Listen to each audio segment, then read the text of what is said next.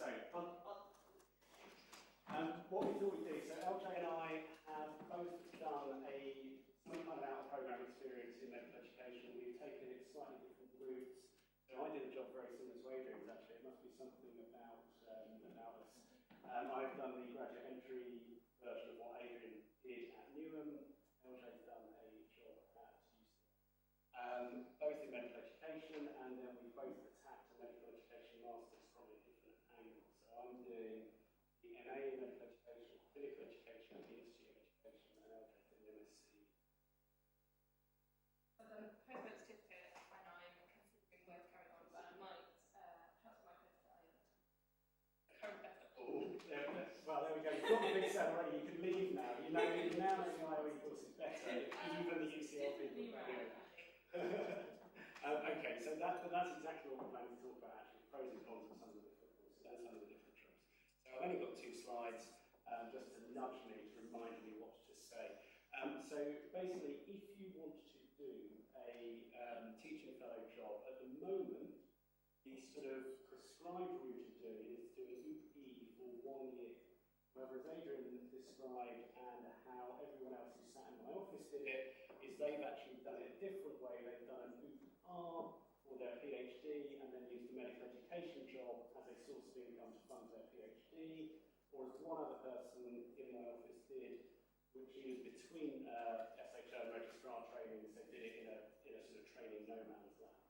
So there's various different ways of getting into it. If you do an UP, theoretically it's for a maximum of 1 year, although if you are scholarship very nicely, you might at least let you have 14 months, as I did, so a long year. So there's various different ways of getting into it, and I think it depends a little bit on what you want to get out of it as to how long you might do it for. I think I would have liked to stay for a 2nd year, but probably no longer than that, but unfortunately you're not allowed to do UPs for more than a year, that's the rules.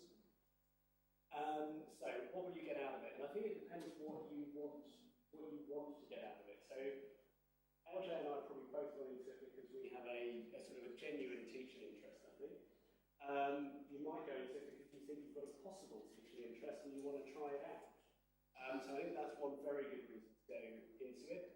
And then if that is your reason for going into it, it's probably because you want a future career somewhere in education, further on in your career.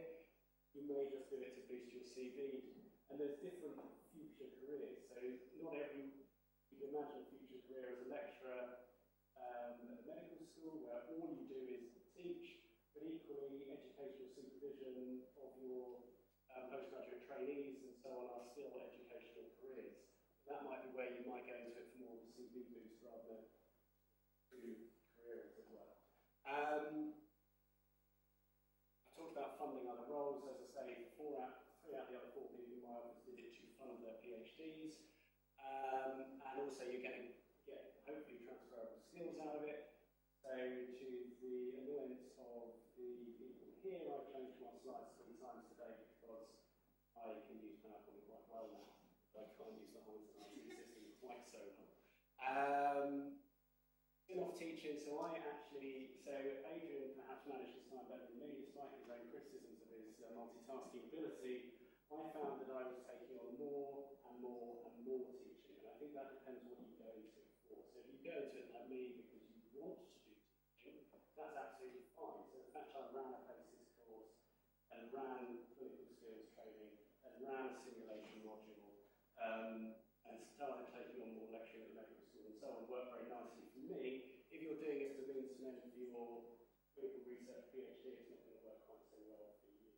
You've got to draw the boundary somewhere, but I got an awful lot of clinical, an awful lot of sort of spin-off teaching out of it. What do the posts involve? So my post, I will talk about now, I'll talk about any additional thoughts on those and her post. Because there seem to be some quite different posts. My post was what you might think teaching-wise was a very hands-on post, although interestingly even a hands-on teaching post only involves 1 day a week of contact teaching time. To facilitate that, that probably involved a day and a half, 2 days a week of admin, which blew me away. The amount of admin required in setting up good teaching is I hope it's good teaching, is unbelievable. that was predominantly my role. Whereas if you take on a similar job somewhere like LJ, I think what she's going to tell you is she got far more involved in the sort of, I don't even know what to call it, the sort of management admin side of education and academia as opposed to the hands-on side. And then finally, educational research. So the reason I got into this role in the first place was to facilitate my master's. I'll talk about that more on the next slide. I'm going to let LJ tell you a little bit about her thoughts on that, and particularly what her role is. I think just the really big thing to emphasise is that the title clinical teaching fellow or education fellow or whatever means whatever the people following the post decide it means. So they are massively diverse in different roles you'll have. So before embarking on any of these posts, you need to really drill down what you want out of it, why you're doing it, and therefore whether the job you're applying for is the one for you. So I had done quite a bit of hands-on teaching before and was very keen on that, was looking forward to a future career, but wanted to get more experience of some of the other aspects of it, and in particular educational research. So the BMJ advert came up for a post at the Academic Centre of Medical Education at UCL Medical School. That's where I was based. So I was based in the academic department of the university with the medical school. So I did do some hands-on teaching, but I did a lot more running exams, writing exams, curriculum redesign, mapping, and getting into some of the research processes, and alongside that did my postgraduate.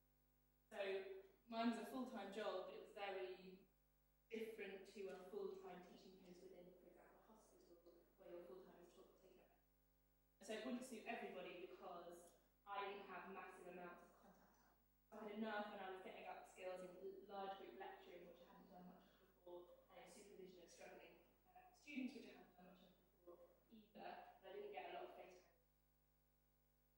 So it was quite different in looking at the kind of, how do you run a medical school? How do you decide whether a medical course is high quality? What does that even mean? Who decides? Okay, and then as we sort of said at the start, we also are both doing higher degrees in medical education of different types. And actually there's an awful lot of higher degrees out there. I've only obviously got first-hand experience of one, Eldo's got first-hand experience of another, so that again, that's why we thought we'd talk to you slightly differently.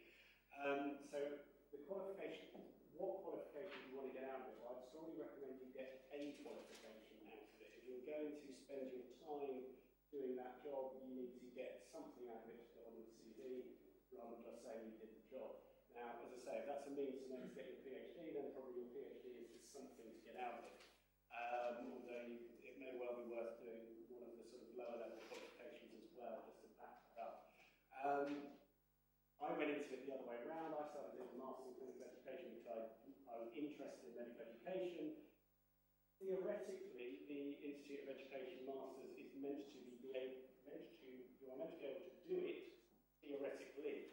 But I realised when I was starting thinking about dissertations, there's no way I wanted to do a theoretical dissertation, and I was going to need to get myself some contact time. So I approached the Professor of Medical Education at Newham and said,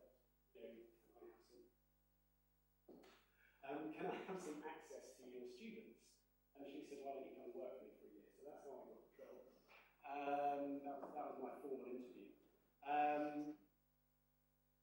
So that's how I got into it, why I went into it. To sort of roll back, what are the qualifications you can get? So particularly for those of you that are North East Thames trainees, the Learning Institute, which is a sort of, splinter organisation of Queen Mary, runs a qualification called CILT, which is the Certificate in Learning and Teaching. And the impression I get from the other people in my office who did it is it's a sort of a good all-round introduction to medical education and teaching. It counts as 30 master's credits, which theoretically are transferable to other institutions, so if you did decide you wanted to go on and do more, it is transferable. However, there's an awful lot of essays involved in it, so if you really want to go into it to actually transfer to another institution, it's probably a lot of work for 30 credits.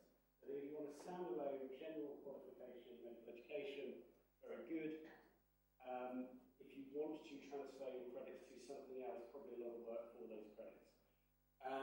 One of the other people in my office was meant to be doing a postgraduate certificate in education, so the same as you would do if you were perhaps going on to become a teacher, but she never quite got around to starting it. So all I know is it's theoretically possible. I don't know any more than that, and it might be another way. Then most of us that I know are doing some kind of masters. Now, most of the masters actually have stop-off points along the way. So you can 60 credits for a certificate, 120 credits for a diploma, or 180 credits for the full masters. One small hitch with the IOE one is that you actually need to, for some reason, do 120 credits to get your certificate. And if you've planned your modules as badly as I have, you can end up in a position where you've done 7/8 of the masters and still haven't got your certificate because you haven't done one of the core modules. So be careful with planning stop-off points. And Eldo's going to tell you a bit more about it, but I think that's one of the key advantages of the UCL one is the course is actually more structured, so you have to get your stop-off points. It depends what you're after. So for me, the flexibility of the IOE course was a selling point, but equally the structuredness of the UCL course might be a selling point. Finally, if you really get excited, you can do a doc-ed or a PhD. So who knows, watch your space, maybe something for the future. Just touching on the different courses, I'm going to talk about the so do you want a part-time course or do you want a full-time course? So I think most people who do education masters probably do them part-time. Interestingly, when I chat to my physio mates and they do their masters in sports and exercise, physio or whatever they do, they nearly will take a year out, do their masters and get it over and done with. That's less commonly done in medicine. If you're doing part-time, I think there's a big, it's very interesting, days versus evenings. So I thought one of my selling points for the IOE was, brilliant, loads of this in the evenings, do it in my own time, fantastic. Actually, it can be really hard to get out clinical work on time and get to an evening session. In a weird way, you're better off having a full day, writing that off as a day of study leave, and you're there, and that's it, and you're done. The other thing, so contact teaching versus distance learning. Now, I think both the IOE and UCL are very contact teaching based.